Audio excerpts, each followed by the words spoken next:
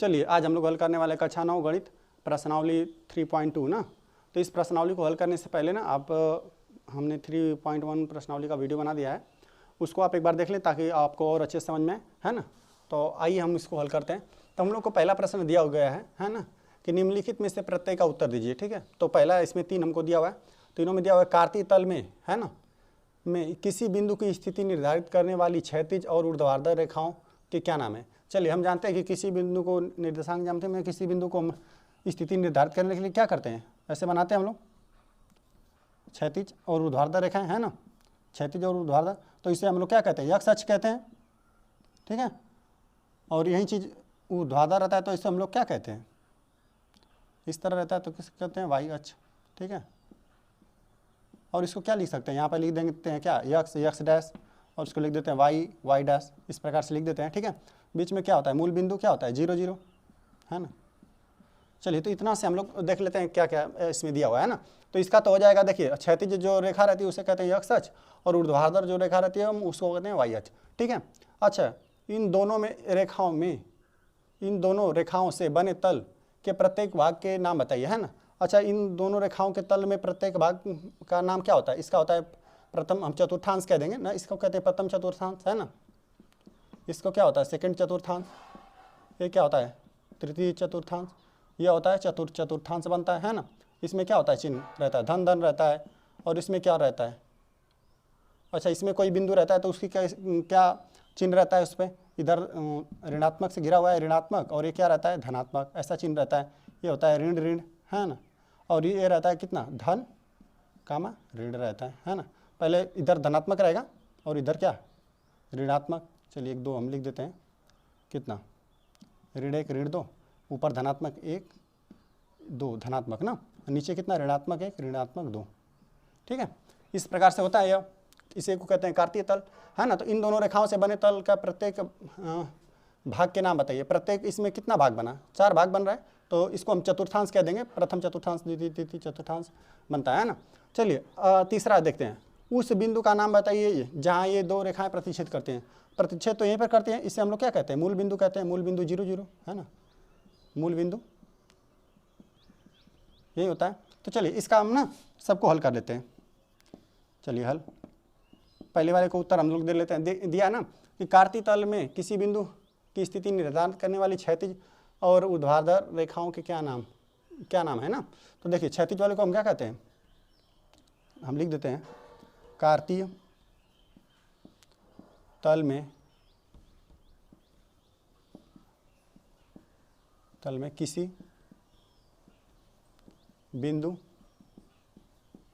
की स्थिति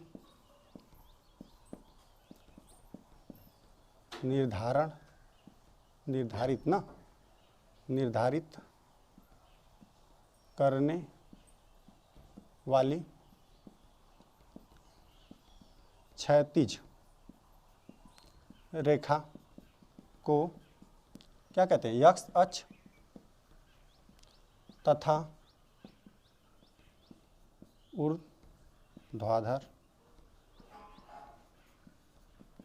रेखा को वाई अक्ष कहते हैं। ये हो गया पहले वाले का हल ना, इस प्रकार करेंगे इसको। अच्छा चलिए इन दोनों रेखाओं से बने तल के प्रत्येक भाग का नाम बताइए है ना। चलिए प्रत्येक भाग का हम नाम बता देते हैं। इन दोनों रेखाओं से बने प्रत्येक भाग का नाम क्या होता है, इसका 4 भाग बना, 1 2 3 4 भाग, तो इसको लिख देते हैं हम कितना, प्रथम चतुर्थांश है ना, चतुर्थांश। ठीक है, द्वितीय चतुर्थांश,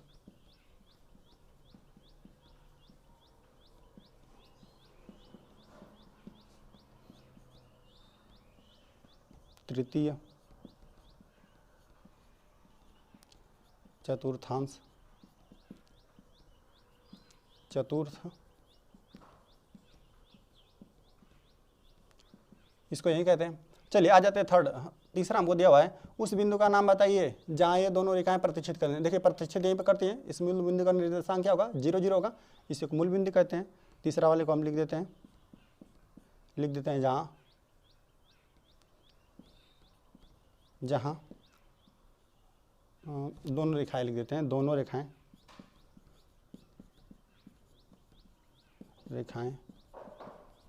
प्रतिच्छेद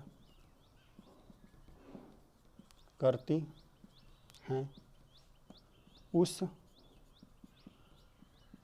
बिंदु को मूल बिंदु कहते हैं।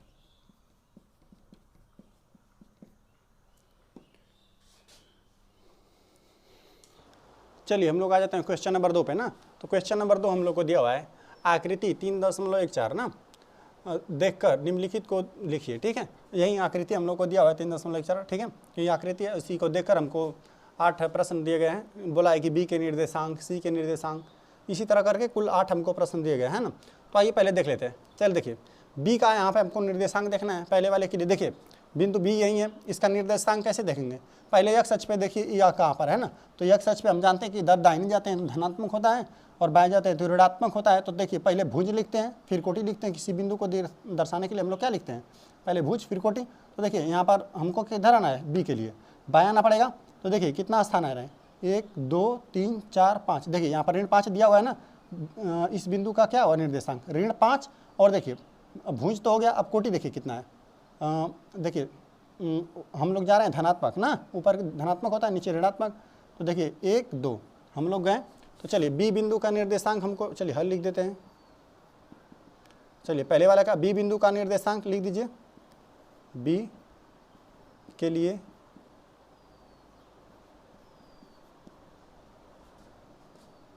निर्देशांक लिख दीजिए। क्या बना? एक्स का कितना बना? ऋण 5 और कितना? वाई का बना 1 2 बना, यही होगा इसका निर्देशांक। ठीक है, अब आ जाते हैं सेकंड नंबर पे। सेकंड है सी के निर्देशांक। अच्छा चलिए सी बिंदु कहाँ पर है? यहाँ पर है ना।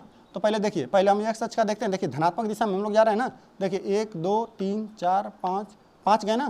तो देखिए एक्स, अच्छा इस यहाँ पर अगर हम बना दें तो इसका बना 5, धन में 5, एक्स अक्ष का निर्देशांक 5 और कितना? अब चलिए वाई का देखिए, ऊपर नहीं जाना हम लोग को, नीचे जाना। नीचे क्या होता है? वाई ऋणात्मक होता है। तो ऋणात्मक में देखिए कितना के सीधे में आ रहा है? 1 2 3 4 5, ऋण 5 है तो कितना? 5 और ऋण 5 बना। चलिए लिख दीजिए सी के निर्देशांक लिख देते हैं। निर्देशांक कितना? 5 और कितना? ऋण 5 बना। चलिए आ जाते हैं हम तीसरे नंबर पे। तीसरा दिया हुआ है कि निर्देशांक ऋण 3 और ऋण 5 के द्वारा पहचाना गया बिंदु क्या है? चलिए हम लिख देते हैं ऋण 5 और ऋण 3 ना। देखिए पहले ऋण 3 जाना है, हम लोग पहले भुज जाते हैं, यही भुज है। ऋण 3 पहले जाते हैं ना। तो ऋण 3 पहले एक्स अक्ष में देखिए दाहिनी तरफ नहीं बाएं तरफ रहेगा ना। देखिए 1 2 3, ऋण 3 यही है ना। और फिर देखिए ऋण 5 जाना है। अब वाई अक्ष में हमको ऊपर नहीं जाना है, ऋण नीचे जाना है। तो देखिए यहाँ से कितना नीचे जाना है हमको? ऋण 5। तो देखिए 1 2 3 4 5 हम लोग को देखिए यही बिंदु मिला है ना, यही बिंदु मिला। इसी का हमका निर्देशांक कितना? निर्देशांक है ऋण 3 और ऋण 5 है। देखिए एक्स अक्ष पे कितना है? ऋण 3 और फिर कितना? वाई पे ऋण 5 है हम लोग। तो यही हम लोग का बना। चलिए लिख देते हैं निर्देशांक ऋण 3 ऋण 5 द्वारा पहचाना गया बिंदु कितना है? ई है, बिंदु ई है। ठीक है, ये हो गया हाल। चलिए चौथा कॉल कर लेते हैं। चलिए तो चौथा नंबर हमको दिया हुआ है निर्देशांक 2 ऋण 4 द्वारा पहचाना गया बिंदु ज्ञात कीजिए, है ना। देखिए हमको तो पहले जाना है एक्स अक्ष में कितना? 2। चलिए धनात्मक में जाना है तो एक्स अक्ष में देखिए 1 2 चले गए हम। और फिर बोला है कि ऋण 4 जाइए। ऋण 4 वाई अक्ष पे धना ऊपर तो होगा नहीं, नीचे ही होगा। तो देखिए हम जा रहे हैं तो 1 2 3 4, ऋण 4 पे यही मिला हमको। यही बिंदु क्या है? 2 ऋण 4 है। बिंदु कौन सा मिला? जी मिला। तो इसको लिख दीजिए निर्देशांक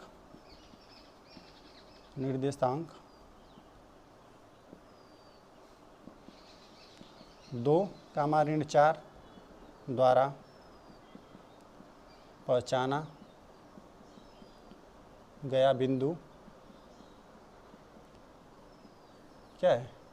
जी है, कैपिटल जी है। ठीक है, ये हो गया। चलिए आ जाते हैं 5वां नंबर पर। 5वां हमको दिया हुआ है डी बिंदु का भुज। अच्छा, डी बिंदु का भुज क्या होता है? भुज जो x अक्ष का वैल्यू होता है ना, उसी को कहते हैं भुज। तो चलिए डी बिंदु पहले कहाँ है? देखिए यहाँ पर है डी बिंदु ना, इसका भुज क्या होगा? भुज जो x अक्ष का वैल्यू है वही होता है कि भुज होता है ना। देखिए 1 2 3 4 5 6 यही है ना, 6 दिया हुआ है, यही हम लोग का भुज हो गया। अच्छा, कोटि क्या होता है? कोटि होता है ये y अक्ष वाला होता है कोटि ना, 1 2 होता है इसका कोटि। तो भुज कितना है डी बिंदु का? 6 है, ठीक है। बिंदु, चलिए डी का इसे सीधा लिख देते हैं हम, डी का भुज कितना?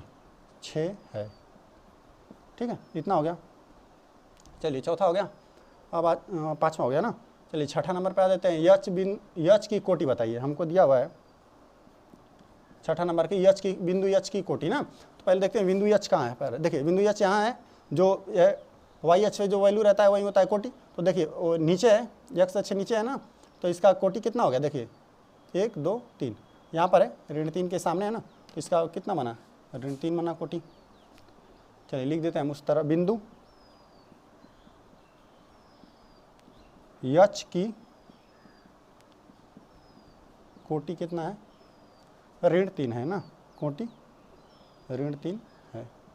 अच्छा, इसका भुज कितना रहता? भुज का वैल्यू पूछता ना, तो हम लोग इस तरह लेते हैं, x अक्ष का ना, इधर होता है ना। देखिए ऋण 1 ऋण 2 ऋण 3 ऋण 4 ऋण 5, इसका होता है भुज कितना? ऋण 5, और कोटि कितना? ऋण 3 बना, ठीक है। चलिए आ जाते हैं हम लोग, यच का हो गया 5वां 6ठा 7वां ना। चलिए 7वां हम लोग को दिया हुआ है बिंदु यल के निर्देशांक। अब चलिए बिंदु यल का निर्देशांक, यल पहले है कहाँ? देखिए यहाँ पर है ना, वाई अक्ष पर क्या होता है? वाई अक्ष पर है, वाई अक्ष पर हम जानते हैं कि x बराबर 0 होता है ना। देखिए तो बिंदु यल का निर्देशांक क्या बना?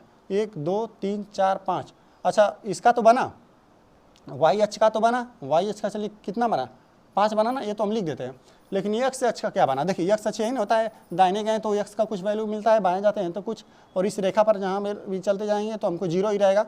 इधर ना, इधर जाएंगे धनात्मक, इधर जाएंगे तो ऋणात्मक। ना आप यल बिंदु जो है ना आप इधर जा रहे हैं ना इधर जा रहे हैं, इसी रेखा पर है, तो हमको x अक्ष का वैल्यू कितना? 0।